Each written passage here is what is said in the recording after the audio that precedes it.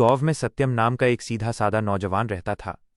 उसने आजीवन भगवान विष्णु की भक्ति करने का मन बना लिया। वो दिन रात विष्णु भगवान की पूजा अर्चना करता रहता था। एक दिन उसे एक साधु बाबा मिले। सत्यम ने साधु बाबा से पूछा, बाबा, मैं भगवान विष्णु को अपना आराध्य देव मानकर उनकी पूजा करता रहता हूँ, किंतु मैं भगवान के दर्शन करना चाहता हूँ। मुझे भगवान की भक्ति का मार्ग बताइए। साधु बाबा ने कहा, बेटा, मैं भक्ति का मार्ग तो तुझे बता दूंगा, किंतु भगवान के दर्शन पाने के लिए अपना अहंकार छोड़ना होगा। इसके साथ ही तू गृहस्थ जीवन में रहते हुए भी भगवान को पा सकता है। लेकिन सत्यम नहीं माना। उसने कहा, महाराज, मैंने आजीवन विवाह न करने का मन बना लिया है और मैं एकांत में तपस्या करना चाहता हूँ। आप मेरा मार्गदर्शन करें। साधु बाबा ने उसे तपस्या करने की पूरी विधि बता दी। अगले दिन सत्यम जंगल में पहुंच गया और एक स्थान पर बैठकर तपस्या करने लगा। धीरे धीरे वो तपस्या में लीन हो गया। उसे भूख प्यास लगनी बंद हो गई। वो दिन रात भगवान विष्णु का ध्यान करने लगा। इसी प्रकार कई वर्ष बीत गए। एक दिन सत्यम जब ध्यान लगाकर तपस्या कर रहा था तो उसे लगा जैसे उसकी तपस्या पूर्ण हो गई, उसके शरीर के अंदर अलौकिक शक्तियां भर गई हैं।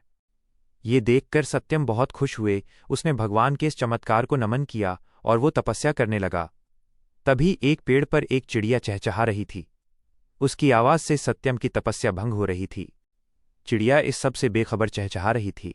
सत्यम को गुस्सा आने लगा।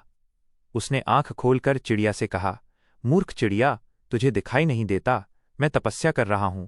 मेरी तपस्या तूने भंग कर दी, इसकी सजा तुझे अवश्य मिलेगी। ये सुनकर चिड़िया रोने लगी और माफी मांगने लगी। लेकिन सत्यम ने जैसे ही गुस्से से चिड़िया को देखा, चिड़िया जलकर भस्म हो गई। ये देखकर सत्यम बहुत खुश हुआ। उसने मन ही मन में कहा, इस संसार में मुझसे शक्तिशाली और ज्ञानी कोई नहीं है। ये सोचकर वो गांव की तरफ चल दिया। सत्यम बहुत सालों के बाद गांव में आया था। उसे कोई पहचान नहीं पाया। सत्यम एक घर के पास पहुंचा और उसने कहा, माई बाबा आए हैं, भिक्षा दो। घर के अंदर से कोई आवाज नहीं आई।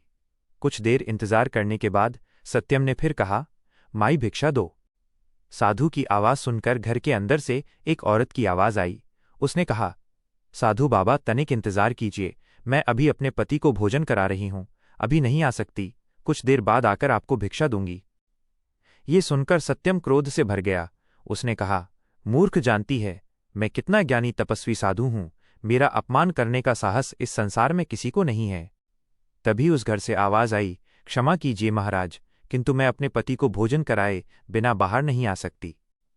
यह सुनकर सत्यम और अधिक क्रोध में बोला, तू इसका परिणाम जानती है।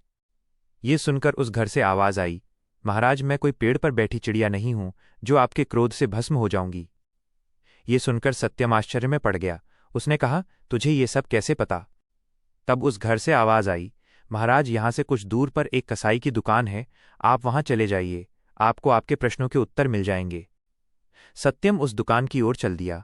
वो दुकान पर पहुंचा तो उसने देखा एक कसाई मांस बेच रहा था। सत्यम को देखकर वो दुकान से बाहर आ गया। सत्यम उससे पूछता। उससे पहले ही कसाई ने कहा, महाराज, आपको उस औरत ने भेजा है जो अपने पति को भोजन करा रही थी। ये सुनकर सत्यम ने कहा, तुम्हें ये सब कैसे पता? वहां तो उस समय कोई नहीं था। तब उस कसाई ने कहा, महाराज, आप मेरे साथ मेरे घर चलिए, वहां आपके सभी प्रश्नों के उत्तर मिल जाएंगे। सत्यम आश्चर्य से कसाई के साथ उसके घर पहुंच गया। वहां पहुंचकर उसने देखा कसाई ने घर जाकर अपने बूढ़े माता पिता के पैर छुए और पूरे दिन में जो भी कमाया था उनके चरणों में रख दिया। फिर अपने माता पिता को अपने हाथों से खाना खिलाया। उसके बाद उनके पैर दबाता रहा। जब वे सो गए तब वो कसाई सत्यम के पास आकर बैठ गया। सत्यम का सारा घमंड समाप्त हो चुका था। उसने कसाई के पैर पकड़ लिए और बोला, मैंने वर्षों तक तपस्या की जिससे अलौकिक शक्तियां मेरे अंदर आ गईं, लेकिन आपको देखकर मेरा सारा घमंड चला गया। आप मुझे इसका राज बताइए। तब उस कसाई ने कहा, जिस औरत ने आपको इंतजार करने के लिए कहा वो अपना पतिव्रत धर्म निभा रही थी। इस पतिव्रत धर्म के आगे तो यमराज को भी झुकना पड़ा था। उस पतिव्रता में वो शक्ति है कि उसे गृहस्थ होते हुए भी तपस्या का फल मिल गया और उसका ज्ञान तो आपने देख ही लिया। मैं पूरा दिन जीव हत्या कर उनका मांस बेचता हूं, किंतु वो मेरा कर्म है, व्यवसाय है। किंतु घर में सब कुछ अपने माता पिता को अर्पण कर देता हूं। उनकी सेवा मैं श्रवण कुमार बनकर करता हूं। माता पिता की सेवा करने से मुझे गृहस्थ होते हुए भी तपस्या का फल मिल गया, जिससे मैं सब जान पाता हूं। ये सुनकर सत्यम रोने लगा। उसने कहा, मैंने कई वर्षों तपस्या की भगवान को पाने के लिए, किंतु एक क्षण के अहंकार ने मेरी तपस्या भंग कर दी। यह सुनकर उस कसाई ने कहा, आपका मन अब निर्मल हो गया है। आप गृहस्थ जीवन में अपने करते हुए प्रभु को याद कीजिए, यही सबसे बड़ी तपस्या है।